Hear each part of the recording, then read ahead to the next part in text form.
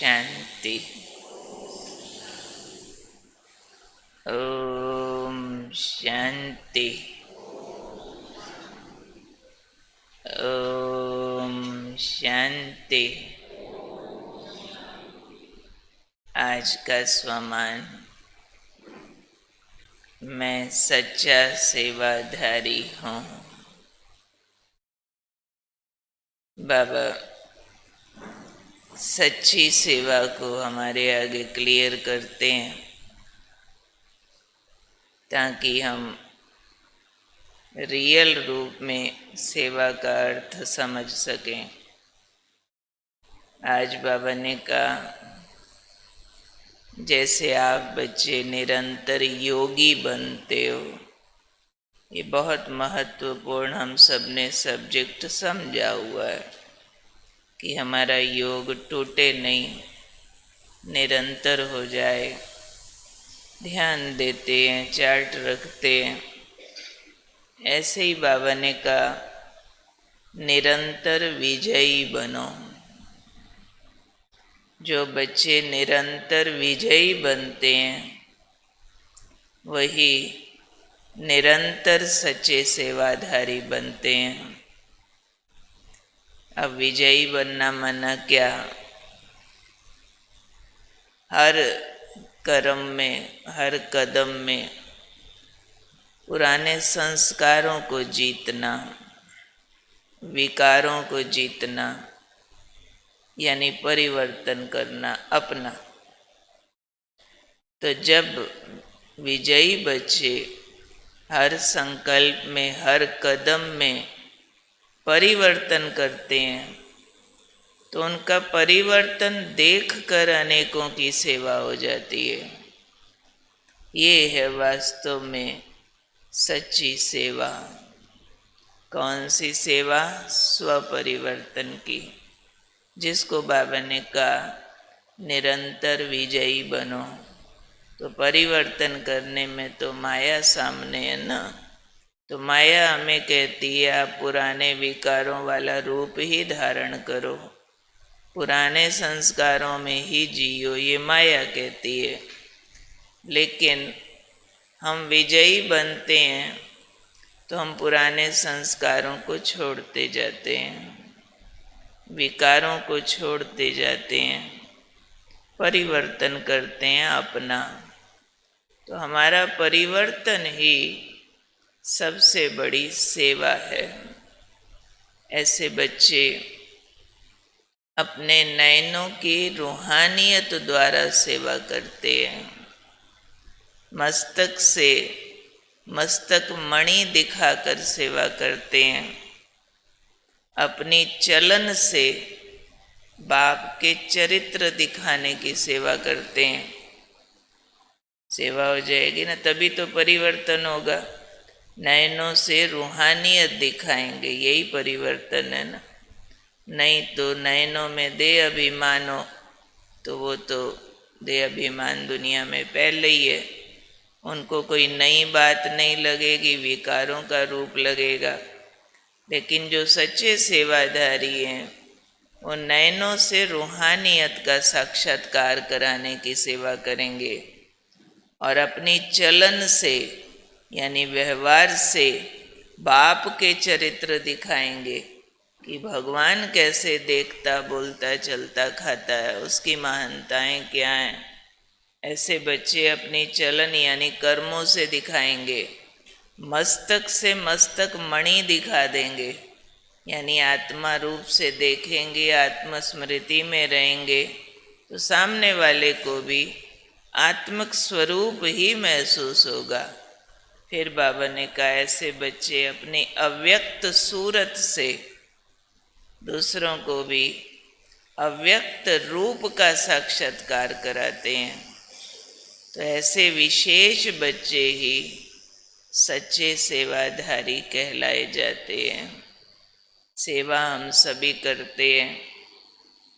कोई कोर्स कराता है, कोई मुरली सुनाता है, कोई वैसे जो मिले उसको ज्ञान सुनाता है। बहुत तरह की यज्ञ सेवाएं होती हैं जिसमें हम सब अपना अपना सहयोग देते रहते हैं, लेकिन हमें चेक करना है कि बाबा जिस स्टैंडर्ड की सेवा चाहते हैं वो स्टैंडर्ड हमने कितना अचीव किया है।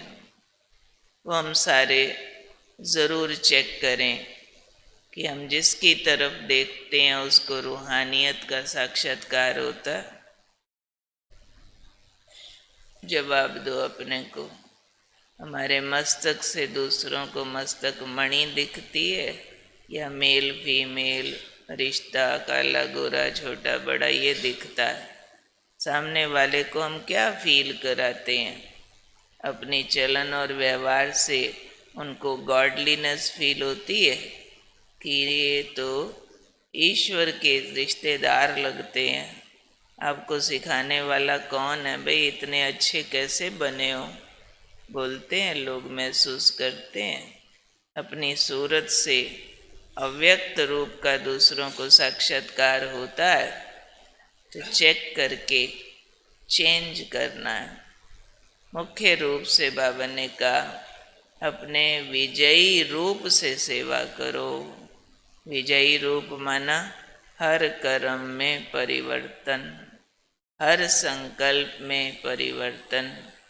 जैसा पहले देखते बोलते सुनते खाते पीते थे वैसा ना हो, तो वो परिवर्तन दूसरों की सेवा करता है। परिवर्तन औरों को महसूस कराता है कि इनके पास कोई एक्स्ट्रा शक्ति है, कोई एक्स्ट्रा विधि इनको प्राप्त हुई है और हमें भी वो सीखना चाहिए। तो कर्म से सेवा करने वाले बच्चे बाबा को बहुत प्रिय होते हैं। तो ऐसा मैं सच्चा सेवाधारी हूँ, निरंतर विजयी बनकर अपने नयनों से, मस्तक से, चलन से, सूरत से सेवा करने वाला मैं विशेष रतन हूँ। आज का याद की यात्रा का पॉइंट सुनते।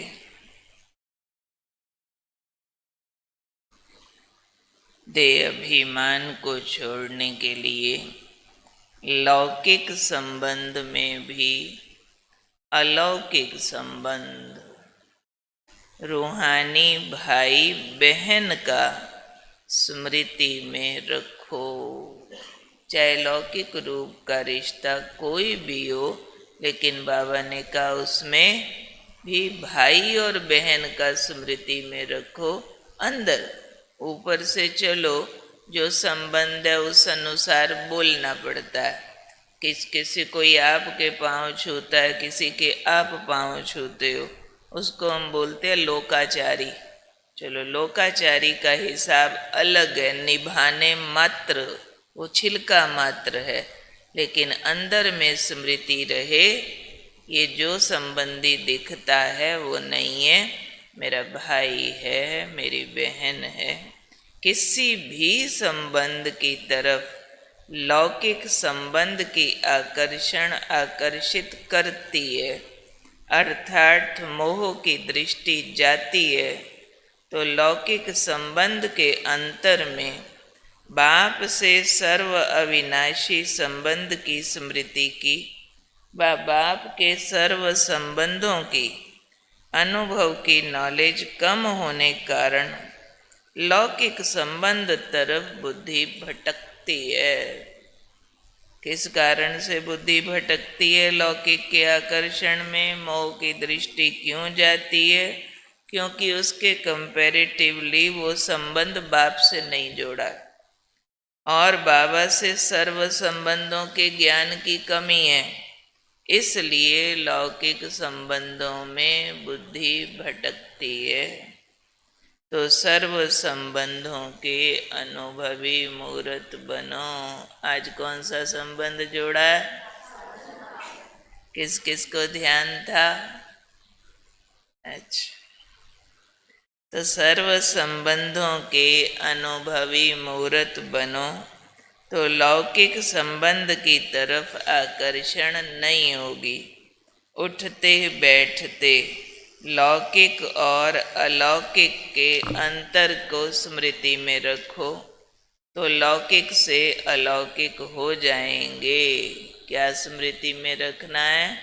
लौकिक और अलौकिक संबंधों के अंतर को स्मृति में रखो। लौकिक बाप से क्या मिलता है, इस बाप से क्या मिलता है, लौकिक माँ से, लौकिक भाई से, लौकिक गुरु से, और इससे क्या मिलता है। तो लौकिक से अलौकिक हो जाएंगे, फिर ये कंप्लेंट समाप्त हो जाएगी। बार बार एक ही कंप्लेंट करना क्या सिद्ध करता है? कंप्लेंट क्या है कि लौकिक संबंधों में मोह जाता है, आकर्षण होती है, उनमें फंस जाते हैं। तो बार बार एक ही कंप्लेंट करना सिद्ध करता है अलौकिक जीवन का अनुभव नहीं है। इसलिए 5 साल पहले भी वही कंप्लेंट थी, 3 साल पहले भी थी, अभी भी वही कंप्लेंट है, तो सिद्ध होता है अलौकिक जीवन का अनुभव नहीं किया है।